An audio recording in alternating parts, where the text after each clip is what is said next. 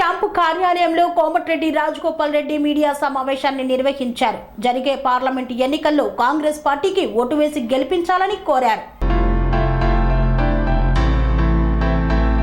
నల్గొండ జిల్లా మునుగోడు క్యాంపు కార్యాలయంలో కోమటిరెడ్డి రాజగోపాల్ రెడ్డి మీడియా సమావేశాన్ని నిర్వహించారు. ఈ సందర్భంగా ఆయన మాట్లాడుతూ చేనేత కార్మికులకు నా పూర్తి మద్దతు ఉంటుందన్నారు. చేనేత కార్మికులకు జీఎస్టీ లేకుండా చేయడానికి కృషి చేస్తానని పేర్కొన్నారు. ప్రతి చేనేత కార్మికులకు 15,000 నుండి 20,000 వరకు ఆర్థిక సహాయం అందించడానికి కృషి చేస్తానన్నారు. కాంగ్రెస్ ప్రభుత్వం చేనేత కార్మికులకు అండగా ఉంటుందని తెలిపారు. తెలంగాణ పద్మశాలి సంఘం అధ్యక్షుడు గోషిక యాదగిరి మాట్లాడుతూ కాంగ్రెస్ పార్టీకి తెలంగాణ పద్మశాలి సంఘం మద్దతు ఉంటుందని తెలిపారు. కేటీఆర్ హ్యాండ్లూమ్ మినిస్టర్ గా ఉండి చేనేత కార్మికులకు చేసింది ఏమీ లేదన్నారు. మీడియా సంస్థలను అడ్డం పెట్టుకుని చేనేత కార్మికుల ఆత్మహత్యలు బయటికి రాకుండా చూశారన్నారు. హక్కుల కోసం పోరాడుతామని తెలిసి సంఘాలను నిర్వీర్యం చేశారని తెలిపారు. తెలంగాణ అంతటా పద్మశాలీలు కాంగ్రెస్ కు మద్దతుగా ఉండాలని కోరారు. ఈ కాంగ్రెస్ పార్టీ చేనేత కార్మికులకు అన్యాయం చేస్తుందని, బీఆర్ఎస్ ప్రభుత్వంలో మాకు న్యాయం చేసిందని చెప్పి తప్పుడు మాటలు చెప్పుకోవాలని తప్పుదో పట్టించే ప్రయత్నం చేస్తున్నారు.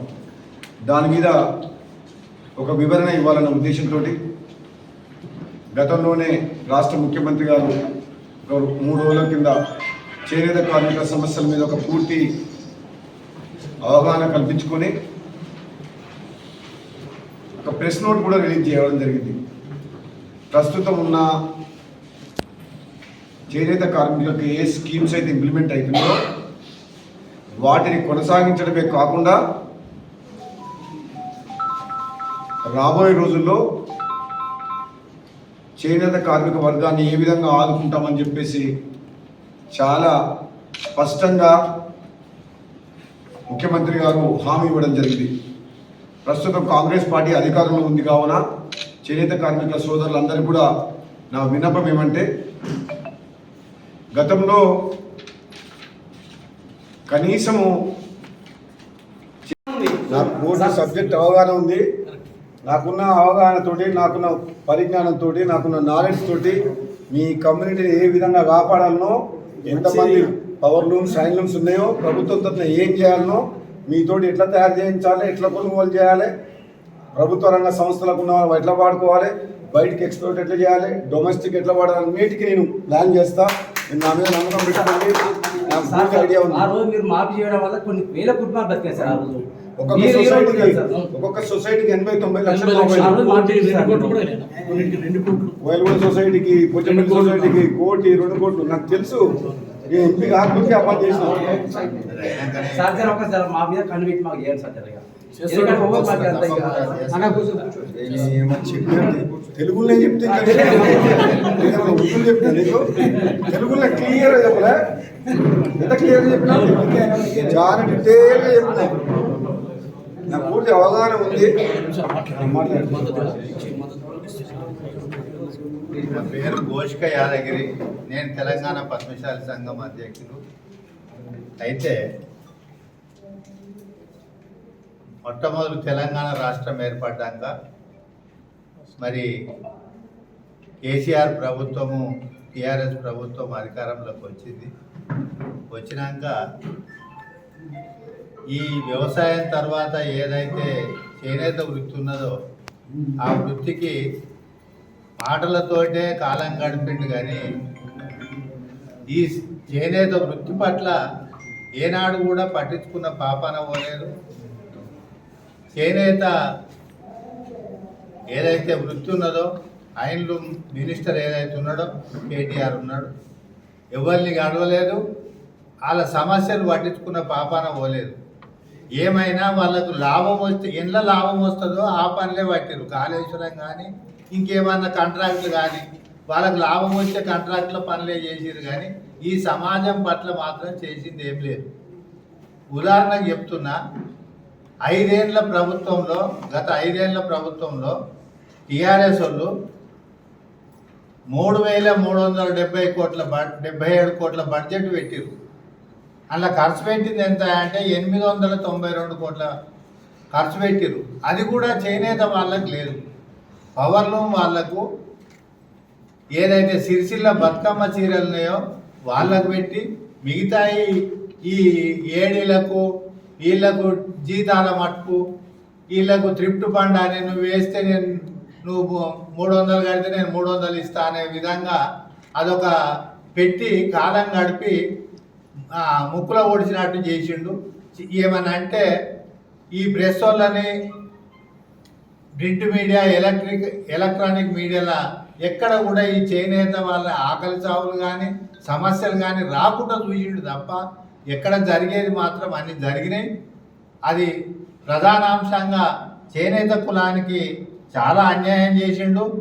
ఈ చేనేత సిరిసిల్ల చీరలు కూడా ఎవ్వరు కూడా కట్టుకున్న పరిస్థితి లేదు. అవి ఏమైనా మేము పోతుంటే రోడ్డు పంటి పిట్టలు ఎలగొడుతందుకు చీరలు కట్టిరు. చాలామంది చూసిన నేను అటువంటి చీరలు ఇస్తే ఈనాడు కట్టే పరిస్థితి లేదు.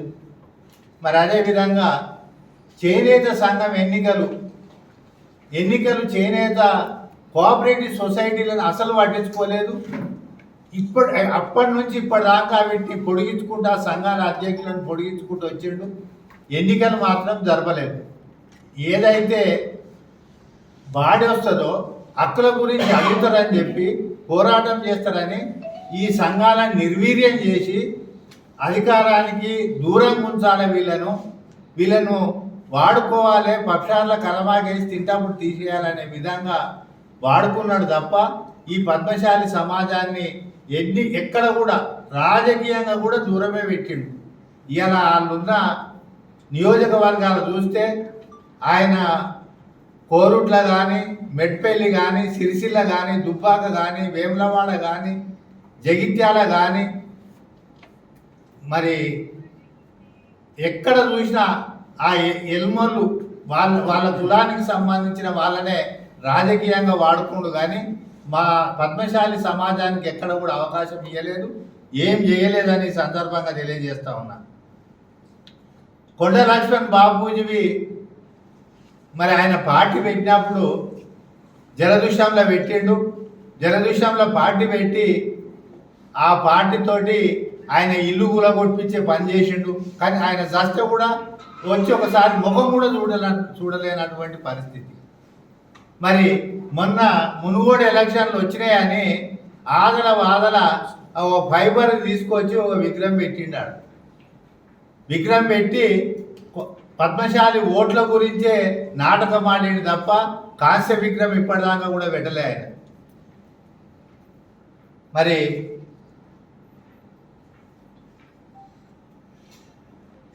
ఈ కేసీఆర్, కేటీఆర్, హరీష్ రావు, మరి కవిత వీళ్ళ రాజకీయ జీవితం చూస్తే ఎట్లా సంపాదించుకోవాలనే విధంగా ఈ ప్రభుత్వానికి బంగారు తెలంగాణ అని అందరికీ చెప్పారు. వాళ్ళ వరకే బంగారు తెలంగాణ అయింది తప్ప ఈ సమాజానికి మా పద్మశాలి సమాజము ఇంకా ఇబ్బందుల పాలతోటే ఉన్నారు. ఇంకా ఆత్మహత్యలు చేసుకునే పరిస్థితుల దాపురించిందంటే ఇది కేసీఆర్ ప్రభుత్వంతో అని సందర్భంగా తెలియజేస్తా ఉన్నా. హరీష్ రావు చెప్తా ఉంటాడు, నేను జేబులో చిట్టి పెట్టుకున్నా, రాజీనామా చిట్టి పెట్టుకున్నా అన్నాడు. మాటలతోటి పబ్బం గడుపుతుండు. మరి మైనంపల్లి హనుమంతరావు తిరుపతి గుట్ట మీద, తిరుపతి ఆ కొండ మీద ఈయన గురించి మాట్లాడిండు. నువ్వు లాయలప్ప చెప్పుడు దొడుకొని ట్రంక్ పెట్టే పట్టుకొని నా దగ్గరికి వచ్చినప్పుడు ఎట్లుంటే ఇప్పుడు 1000 కోట్ల ఆస్తులు ఎక్కడికి వెళ్ళి వచ్చినాయి నీకు అని అడిగాడు. సమాధానం ఏమన్నా చెప్పిండా? ఒక్కటి చెప్పలే. ఇవాళ 1000 కోట్లు, లక్షల కోట్లు వాళ్ళు సంపాదించి వాళ్ళు బంగారు తెలంగాణ అయ్యింది. కానీ ఈ పద్మశాలి సమాజాన్ని జిఎస్టీ పెట్టిరు. జిఎస్టీ పెట్టి ఈ విశ్వకర్మ ఉపాధి దానిల కింద అన్ని కులాలను కలిపారు. దానికి లక్ష రూపాయలు ఇస్తున్నాం అన్నారు. ఏ పద్మశాలి చేనేత వర్గానికి ఎవరికన్నా 1,00,000 రూపాయలు వచ్చినాయా? ఒక్కరికి కూడా రాలేదు. మరి ఇవాళ తిరుగుతూ ఉన్నారు, ఓట్ల గురించి తిరుగుతూ ఉన్నారు. మరి బీసీలకు రిజర్వేషన్లు పెంచుతాం, మేము రాజకీయంగా మహిళా బిల్లు పెట్టిరు, మహిళా బిల్లుల బీసీలకు కూడా హక్కు కల్పిస్తాము. మరి బీసీ రిజర్వేషన్లు పెట్టడానికి ప్రయత్నం చేస్తాము. కులగణన చేయనీకి ప్రయత్నం కులగణన కూడా చేస్తాం మేము. కులగణన చేస్తే జనాభా ప్రాతిపదికన హక్కులు అడుగుతారని మీరు కులగణనకు బీసీలకు వ్యతిరేకంగా ప్రభుత్వం బీజేపీ ప్రభుత్వం పనిచేస్తూ ఉన్నది. ఈనాడు చూస్తే బీసీ సంఘాలు పూర్తిగా బీజేపీకి ఓటేయొద్దని మరి గంటాపదంగా తిరిగి కరపత్రాలు వంచుతూ ఉన్నది. మరి ఉద్యోగాలు ఇస్తామని చెప్పారు, ఒకరికి కూడా ఉద్యోగం లేదు. ఏమైనా వాళ్ళు చెప్పేది ఒకటే, రాముడు రామభజన చేయండి, రాముడు దేవుడు అని చెప్పండి. నువ్వు చెప్పేది ఏంటి? తాతల తండ్రుల నుంచి మేము పండుకుంటున్నాడు కూడా రామరామ అనుకుంటాం అనుకుంటాం. మరి ఆయన చెప్పే రాముడు దేవుడు కొత్త దేవుడు వచ్చిండు ఆయనే అర్థం కాలే. అందరం కూడా రాముడిని తలిసే వాళ్ళమే, గుళ్ళె మొక్కేటోళ్ళమే, చేసేటోళ్ళమే. దాంట్లో అయితే కడుపు నిండుతుందా? ఈ పద్మశాలి సమాజానికి కడుపు నిండి ఆలోచన ఒక్కటి కూడా చేయలేదు. ఈనాడు చూస్తే కొత్తగా 100 రోజులు అయిన తర్వాతనే ఎన్నికల నోటిఫికేషన్ వచ్చింది. ఈ 100 రోజులలోనే పద్మశాలి కార్పొరేషన్ ఏర్పాటు చేసిండు. మరి ఇది చెప్పుకోదగ్గ విషయం ప్రభుత్వంలో, ఇలా మామూలు విషయం కాదు. దానికి కాకపోతే బడ్జెట్ ప్రకటించలేదు. రాబోయే రోజులలో బడ్జెట్ కూడా ప్రకటించడానికి ప్రభుత్వం సిద్ధంగా ఉంది. మరి అదేవిధంగా కులగణన చేసేందుకు కూడా ఈనాడు రేవంత్ రెడ్డి ప్రభుత్వం, కాంగ్రెస్ ప్రభుత్వము మరి తీసుకుంది, మరి తీర్మానం చేసింది. దాంతో పాటు 150 కోట్లు కూడా ప్రకటించారు. అట్లే పోతే వచ్చిన తడువుగానే 30,000 ఉద్యోగాలు ఈనాడు ప్రభుత్వం కల్పించింది. అది కూడా ఇన్ని రోజుల సంది లేని ఉద్యోగాలు ఈనాడు వచ్చినాయంటే మరి అది చెప్పుకోదగ్గ విషయం. ఈ 6 గ్యారంటీలల్లో 5 గ్యారంటీలు ఇచ్చారు. రేషన్ కార్డు ఆయన ఉన్నన్ని రోజులు కేసీఆర్ ఒక రేషన్ కార్డు ఇవ్వలేదు. ఇప్పుడు రేషన్ కార్డులు కూడా ఇస్తామంటారు. కాబట్టి ఇవన్నీ పద్మశాలి సమాజానికి ఇవన్నీ కూడా కలిసి వచ్చే అంశాలు. ఈనాడు పద్మశాలీలకు ఈ వృత్తే కాక కార్పొరేషన్ ద్వారా నిధులు వస్తే అట్టడుగునున్నటువంటి అందులో పద్మశాలి వెనుకబడిన వర్గాల వారికి ఆర్థికంగా స్తోమత లేని వాళ్ళకు బతుకు తెరువు దొరుకుతుంది. ఈనాడు ఈ వృత్తి పెట్టి హైదరాబాద్ వలసపోయే వాళ్ళు కూడా ఆగిపోతారు. ఎక్కడి వాళ్ళకి అక్కడ బతుకు తెరువు దొరికే అవకాశాలు కూడా మెండుగా ఉంటాయి. అది ప్రధానంగా మన పద్మశాలి సోదరులు, చేనేత కార్మికులు అందరూ కూడా గ్రహించాలి. ముఖ్యంగా ఇవన్నీ ఆలోచన చేసి మనము కాంగ్రెస్ చేసే ఈ మంచి పనులను చూసి తెలంగాణ పద్మశాలి సంఘము హస్తం గుర్తుకు ఓటేసి కాంగ్రెస్ ఉన్నటువంటి పార్లమెంట్ సభ్యులందరినీ కూడా తెలంగాణ ప్రాంతంలో ఎంతమంది కాంగ్రెస్ పార్టీకి పోటీ చేస్తున్నారో మనం కాంగ్రెస్ పార్టీకి అండగా ఉండవలసిన అవసరం ఉంది, గెలిపించవలసిన అవసరం ఉంది. గెలిపించినట్టయితేనే మనకి 5 ఏళ్లలో మనకు ఉన్నటువంటి హక్కులు, గతంలో చేసినటువంటి వర్క్ షెడ్లు కానీ మరి తయారైన ఉత్పత్తి అయినటువంటి సరుకులను కొనడానికి కానీ గత ప్రభుత్వం ఎన్నో సంక్షేమ కార్యక్రమాలు చేసిర్రు. మరి మాఫీ చేసిర్రు, బీమా సౌకర్యం కల్పించారు. అవన్నీ కూడా మళ్ళా వైఎస్ రాజశేఖర రెడ్డి ఉన్నప్పుడు మరి ఫీజు రియంబర్స్మెంట్ ఇస్తే ఎంతోమంది పిల్లలు చదువుకున్నారు. ఆరోగ్యశ్రీ కార్డు పెడితే లక్షలాది మంది హార్ట్ ప్రాబ్లంతో చనిపోయేటోళ్ళు బతికిర్రు. 108 పెడితే ఎక్కడున్నా పానం పోగొట్టుకోకుండా నిలుపుకోగలిగిర్రు. ఎన్నో మంచి కార్యక్రమాలు వదిలిపెట్టి ఈయన ఏమైనా కేసీఆర్ బీడి బిచ్చం కళ్ళుద్దరం ముచ్చట్లు చెప్పిండు. ఇలా సిరిసిల్లకు కూడా చీరలు తీసుకొచ్చిండు, అప్పు పెట్టిపోయిండు. ఏ వస్తువు కాడ కూడా అప్పులే పెట్టిండు, బకాయిలు పెట్టిండు. 7 లక్షల కోట్ల అప్పులు చేసిండు. ధనిక రాష్ట్రం మనది, బంగారు తెలంగాణ అన్నారు. ఇవన్నీ వాళ్ళ వరకే బతికిరు. కాబట్టి మనం పద్మశాలి సమాజము, మన చేనేత వృత్తిదారులు, పవర్లూమ్ కార్మికులు అందరూ కూడా బతకాలంటే ఈనాడు కాంగ్రెస్ పార్టీని గెలిపించవలసిన అవసరం ఉంది. మనం అందరం కూడా చేతి గుర్తుకు ఓటేసి గెలిపించాలని పద్మశాలి సమాజాన్ని అందరినీ కూడా వేడుకుంటూ సెలవు తీసుకుంటాం.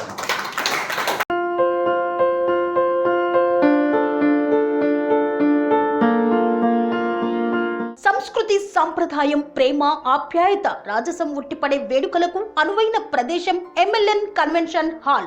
కని విని ఎరుగని రీతిలో జరిగే మీ ఇంటి కళ్యాణ వైభోగానికి అందమైన కళ్యాణ వేదిక MLN convention hall. MLN convention hall ప్రత్యేకతలు: సువిశాలమైన wedding halls, centralise AC, banquet hall మరియు విశాలమైన డైనింగ్ హాల్, వధువరుల కోసం ప్రత్యేక ఏసీ మరియు నాన్ ఏసీ గదులు, నక్షత్రాల వెలుగులో పచ్చని పచ్చికపై పార్టీల కోసం అనువైన గార్డెన్. ఎంఎల్ఎన్ కన్వెన్షన్ లో సీసీటీవీ పర్యవేక్షణతో పూర్తి భద్రత. ఎక్స్పీరియన్స్ అండ్ ప్రొఫెషనల్ వర్కర్స్ గల అన్నపూర్ణ గ్రూప్ వారి సేవలు. 2000 వాహనాలు పార్కు చేసేందుకు సువిశాల పార్కింగ్ సౌకర్యం. మీ ఇంట జరిగే అన్ని శుభకార్యాలకు, పెళ్లి, reception, engagement, birthdays, get together, corporate events, ఏ ఇతర శుభకార్యాలకైనా అందమైన వేదిక ఎంఎల్ఎన్ కన్వెన్షన్ హాల్. బుకింగ్ కోసం సంప్రదించండి 7550438888 మరియు 7550428888. మా అడ్రస్ చీర్యాల లక్ష్మీ నరసింహస్వామి దేవాలయం ప్రక్కన, near outer ring road, Keesara junction, Cheeryal గ్రామం, మేడ్చల్ జిల్లా.